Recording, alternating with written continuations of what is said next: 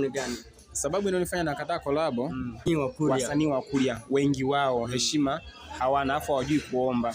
Mtu anakufanya anakucheck inbox, yo bro, inakuaje? Namwambia poa, nataka tufanye collab. Sasa mimi ukija na kauli unataka, ina maana unanimudu. Hata nikikwambia gharama yangu unataka bei yangu ya kufanya collab ni bei fulani. Unasikia mimi nilikuwa sina hela, nilikuwa nataka tuweke tukishirikiana mimi na yeye nyimbo itaenda mbali. Ikienda mbali itanisaidia nini mimi? Nyimbo inakusaidia wewe.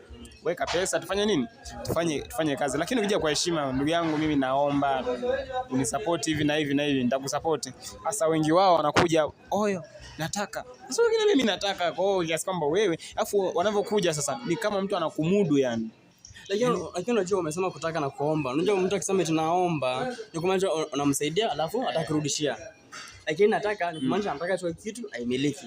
Ndio kitu kama hicho na mimi nataka naona kama sasa kuna ile kauli ya utamkaji wa maneno sio kinawashinda. Yaani mtu anakuja tu yani nataka tufanye collab. Sasa ukiniambia mimi nataka kwangu mimi ninavyoelewa sawa unataka haina shida. Nakwambia tu tutafanya.